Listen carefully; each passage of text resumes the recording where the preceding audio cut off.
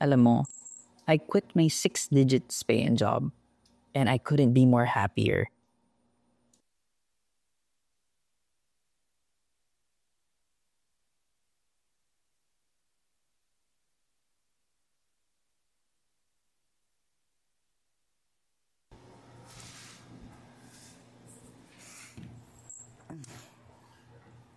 Kaya, ay, sama ka na naman. Sama ka palagi. You wanted to be part of the video. Hampan-pan? Go here.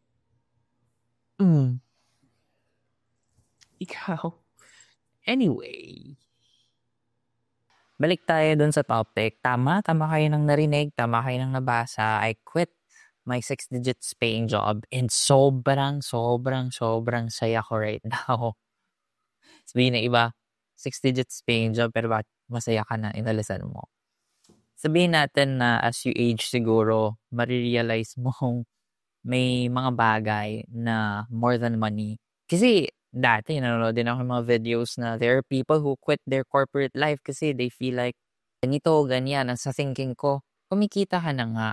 I mean, you were able to provide good life for yourself. Then bakit mo aalisan yung work? Ganun yung thinking ko. But nung nandun na ako sa sitwasyon na yun, life really taught me na there's more to living than just working. Napakaraming mas priority dapat ikaw as a person, not just pure work. Hindi iniikot sa trabaho yung mundo. Ganon siya.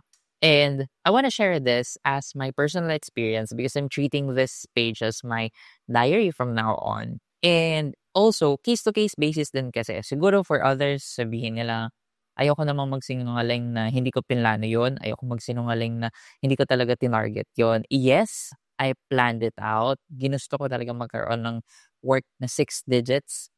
Gusto ko talaga ng 6 digits paying job. Kasi sino man ang hindi, di ba? I mean, everyone would love to have a safe and secure income. And yun talaga yung goal ko. But then again, yun nga, sabi ko, case-to-case basis. Ako personally, nung nandun ako sa sitwasyon na yun, doon ko na-realize yung mga pinapanood kong vlogs before na people quitting their corporate job kasi ganito, ganyan. And totoo, ang daming mas magandang bagay outside na hindi dapat umiikot lang sa work yung mundo mo. And to address oo, no, meron talagang mga companies na nagbibigay na 6 digits paying job dito sa Pilipinas. Hindi lang naman sa pagiging kurakot, nagkakaroon ng pera. Hindi lang sa DPWH or sa pagiging contractor, but your skills, your specialties can really give you a good opportunity, can really open doors of it can really open door of opportunities for you. Kung magaling ka, mahusay ka sa isang bagay, and you really prove that you can deliver, companies are willing to pay you what you deserve. Yan. But anyway, going back, here are the reasons bakit mas masaya ako ngayong nag-quit ako dun sa trabaho. Yun. Unang-una, nung nandun ako sa work na yun, wala akong time for myself. Wala akong time for my family. Wala akong time for my partner. Wala din akong time for my pet, for Panpan. As in, kinain niya yung buong week ko. Not just week, but my entirety. As in, yung buong schedule ko, kinain niya. Una-una, dahil yung work ko, hindi siya pang isang tao. Yung work ko parang katumbas ng 6 na tao na nagtatrabaho sa isang department. Imagine I'm doing social media management, I'm doing content creation, I'm doing PR, and I'm doing events while at the same time planning the IMC, doing the digital strategy, implementing it, and then managing people all at the same time. So parang, oo, 6 digits yung bayad, pero worth it ba ng pagod? Worth it ba yung pagod for this compensation? And ang dami kong nami-miss out in life. Like, simpleng bonding moments with my partner, simpleng uwi sa parents ko, hindi ko magawa kasi kinain niya ng buo yung schedule ko. From Mondays to Sundays, kailangan ako. I mean, siguro for people working in the creatives industry and in marketing, they would understand that the work is 24/7, doesn't stop at 9 to 5, ganon. You're scrolling, you're continuously searching for trends, for strategy that can work on your platforms, things like that. Dumating sa point na it affects my mental health, my situation, my relationship with my partner and my family. Kasi wala na nga ako oras sa kanila. Naalala ko yun, dumating pa sa point na nag-aaway kami ng partner ko because grabe clouded yung utak ko because of work. Because there are these tasks, there are these projects that I need to accomplish or else magagalit yung boss ko, magagalit yung upper management kasi hindi ko siya ma-accomplish. And kinain ako noon. And sobrang laking pagsisisi noon na parang pera lang naman to, kikitain naman to, ba't to hinahayaan ng self ko na maubos dahil lang sa gusto kong kumita ng mas malaki. Yun, isang wake up call yun, lalo na nung nag-cause na siya ng away sa aming mag-partner kasi nga, 'di ba, wala nang time, ganyan. So yun. Second reason is because I feel like I am not enjoying it anymore. Kasi ako, 'di ba, for those people na nakatrabaho na ako, very passionate talaga ako sa ginagawa ko. Like, if I love what I'm doing, 100% give all talaga siya. Photo shoots, video shoots, kahit 24/7 sa set, kahit 24 hours sa set, okay lang kasi masaya ako sa ginagawa ko, ganyan. But when I'm there, siguro dahil na nga rin sa kinakain niya yung entirety of my time, as in entirety of my week kinakain ng work. Siguro na burnout na din ako and I don't enjoy it anymore. Dumating sa point na kapag gigising na ako,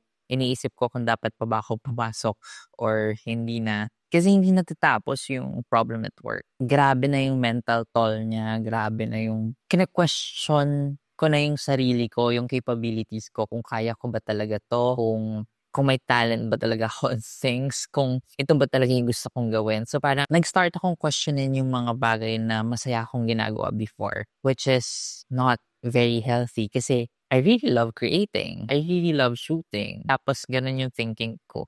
Is it because of the work? Is it because of the environment? Is it because of the company? I don't know. Pero one thing is for sure, hindi ako nag-enjoy doon sa current situation ko. That's why I quit.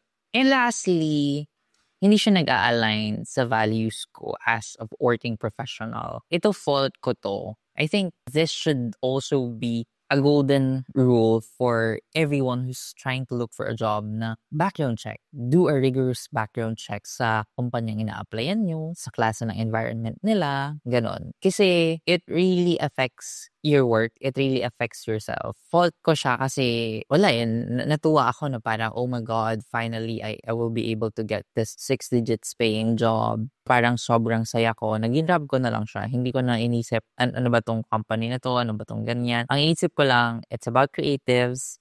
I can do creative things. I can do creative management. Okay, game. G. Yung qualifications, meron ako. Kaya ko siya. Sige, go. But then again, it's really important to understand the background, the history of the company that you're trying to be with. Kasi sobrang laking impact din nun sa sarili mo. Sobrang laking impact din nun sa sarili mo and sa career mo. Parang, I would rather say na hindi lang talaga siya nag-a-align. Ako kasi as a person, there are things na top priority ko talaga pag working, ganyan. Yung work process and everything, parang hindi tumutugma sa the way I do things, the way I manage people, mga ganyan. So parang sa isip-isip ko, wala na talaga. Least na. So I step out and I couldn't be more happier now. Siguro matinding wake-up call talaga sa akin nung na-realize ko na yung values na tinatry nilang i-practice within the organization doesn't align with mine. Yun na lang yung naging reason ko, final na siya na, okay, I'm out, parang hindi ko na talaga to kaya. I'll try to go back na lang to what I'm used to do, which is really freelancing. So I'm really grateful na there are still clients na nag-trust sa akin na mag-take ng photos nila, mag-video for them. And then there are reviews companies na willing mag-open ng door for me and they're willing to get me back. So parang that's one thing that I built throughout my career na rin siguro na I have this great network projects.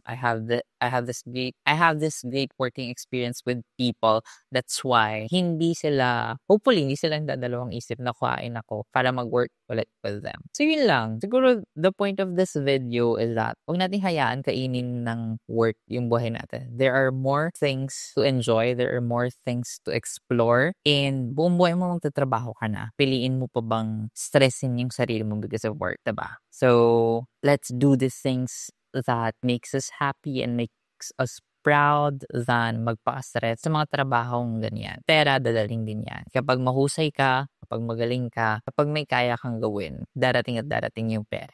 The only thing that you need to do is to polish your craft. And once you are confident and once you polish your craft 100%, tara na yung lalapit. If you do all this thing with passion, alam mo yun, love na love mo yung ginagawa mo, and it shows to your output, people will come to you, projects will come to you, lalapit sa'yo yung pera. Kailangan mo. And that's what I'm practicing. God, I love freelancing talaga.